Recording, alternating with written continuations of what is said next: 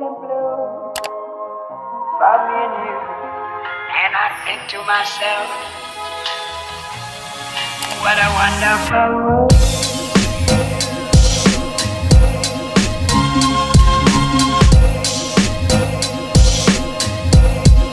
What a wonderful world.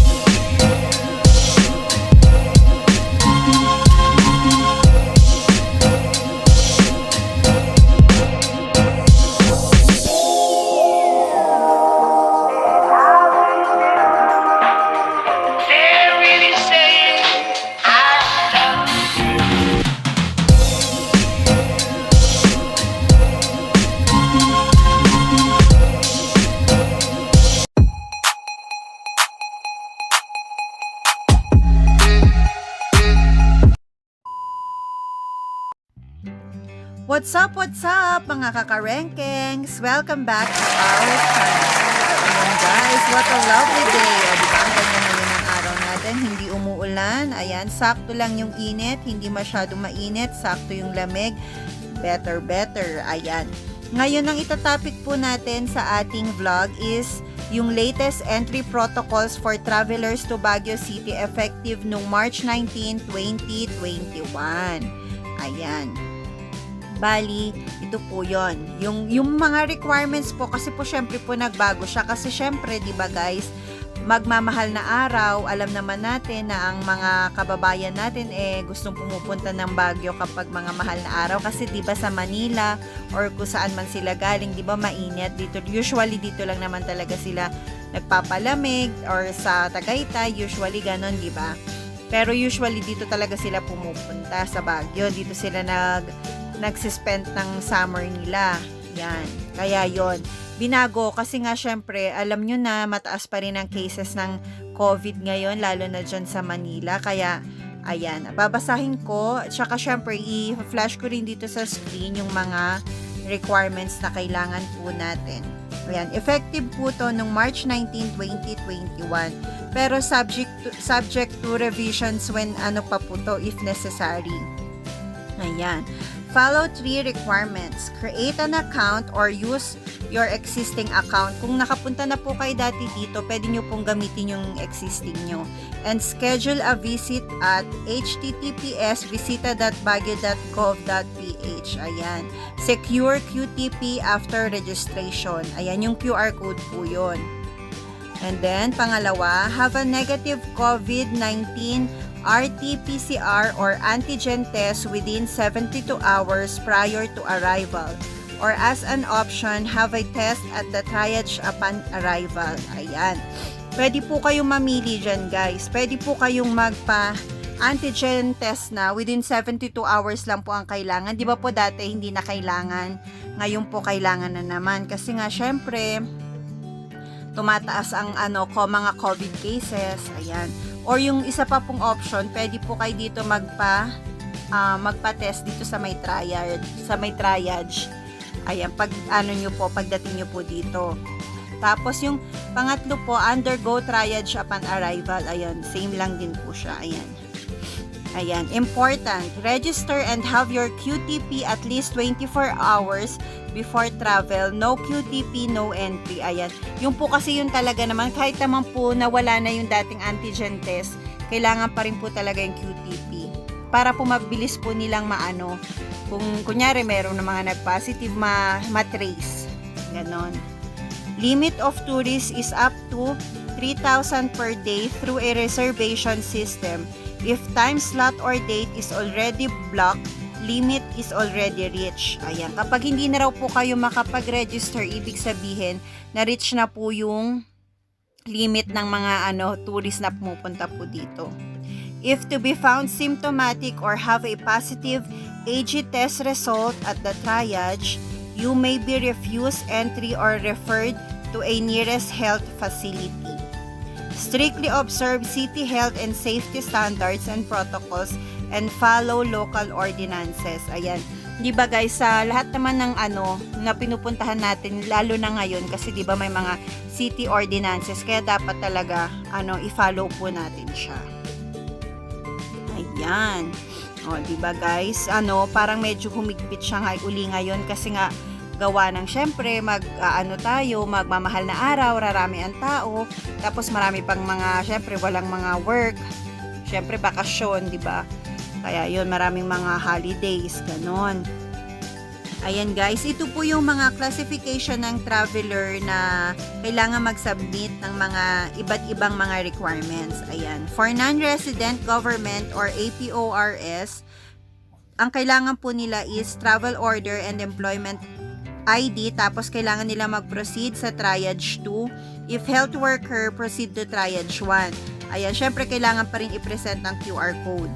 Non-resident private sector or APORS, on official travel, valid government issued ID, travel order or employment ID, proof of business or work-related documents. Ayan, tapos kailangan rin nila ng negative RT-PCR, AG-PRC saliva test result valid for 72 hours from the time of test, or AG testing at City Central Triage. Ayan, proceed din sila sa triage 2, pero pag health worker pa rin, triage 1. And then, of course, ang QR code.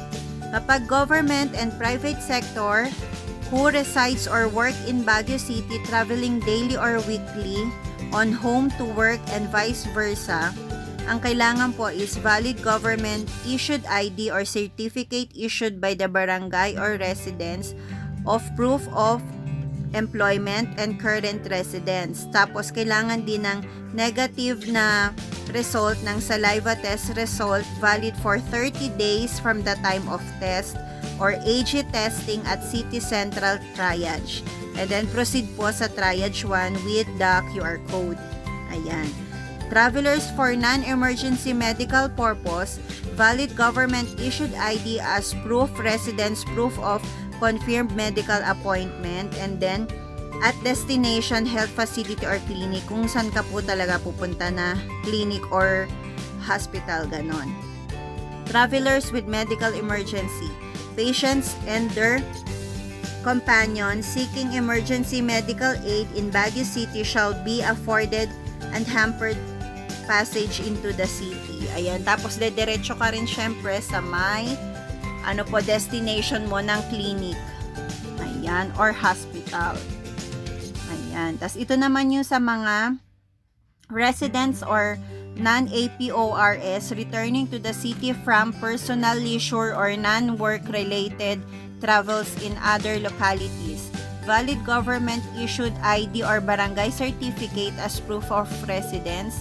Ang kailangan din ng negative RT or saliva test result valid for 30 days from time of test, or AG testing at City Central Triage.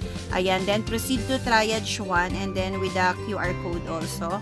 Returning Baguio residents, valid government issued ID or barangay certificate as proof of residence. Tas kailangan din ng negative saliva test result valid for 72 hours from the time of test, or AG testing at City Central Triage, and then magpro-proceed po sa Triage 2 and with the QR code also. Yung mga returning OFW and returning overseas Filipino worker po, valid government issued ID or barangay certificate as proof of residence, valid Philippine passport, travel documents or ACI or I-card, medical certificate issued by Bureau of Quarantine, OWA or POEA documents or Seaman's Book. Tsaka syempre po kailangan din ng negative result of most recent RT-PCR test conducted upon arrival in the Philippines. And then proceed to Triage 2. Yung mga drop and go travelers naman po, valid government issued ID, and then go to Triage 1 with the QR code also. Ayan. Yan po yung mga kailangan po natin for by classification po yan ng mga travelers going here at Baguio. Ito naman guys, yung latest lang po to, yung Baguio Tourism Travel Advisory. In compliance with the IATF Resolution Number 104, leisure travel to Baguio is not allowed if coming from NCR, Bulacan, Laguna, Cavite, and Rizal. Effective March 22 to April 4, 2021. Alam nyo naman guys, diba kung bakit? Kasi po meron naka-GCQ ngayon yung mga ganyan lugar, NCR, Bulacan, Laguna, Cavite, and Rizal, diba po? In-announce po yan sa news. If already with approved travel and QTP, it is advised that you consider rescheduling. You may edit your current approved travel in your Visita account, APORS, and essential travelers from above area may register at hdfbaguio.gov.ph.